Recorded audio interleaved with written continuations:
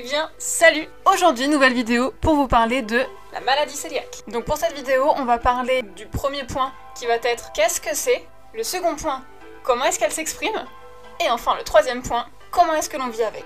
Donc n'hésitez pas à rester jusqu'à la fin de la vidéo pour savoir un peu les démarches à suivre. Donc grand 1, qu'est-ce que la maladie cœliaque? La maladie cœliaque est une maladie qui est due à une protéine que l'on appelle le gluten. Cette protéine, elle est contenue dans principalement 4 céréales. Je vous laisse aller voir dans ma précédente vidéo, toutes les informations sont dedans. Donc concrètement, qu'est-ce qui se passe? Lorsque nous sommes maladie cœliaque ou intolérants au gluten, notre corps réagit avec cette protéine comme à une allergie. Il va produire des anticorps pour lutter contre cet agent qui va être pathogène pour notre organisme. Comme il va se défendre face à cet intrus, nous allons avoir différents symptômes. Nous allons avoir la diarrhée, avoir des ballonnements, avoir des carences, notamment de fer, donc on va être anémié. Maintenant, entrons dans notre corps.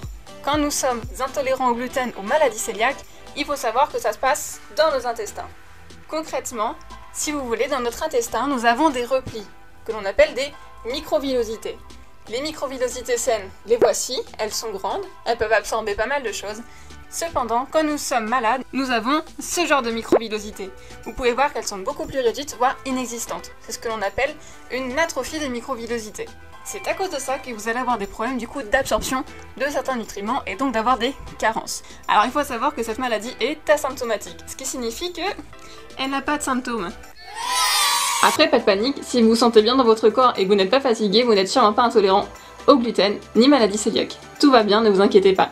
Si jamais vous avez un doute, vous pouvez demander des conseils à votre médecin généraliste qui, si vous avez des signes qui montrent une élévation des anticorps pour la protéine du gluten, dans ce cas, vous serez sûrement amené à être dirigé vers un gastro-entérologue qui est donc le médecin qui examine les intestins.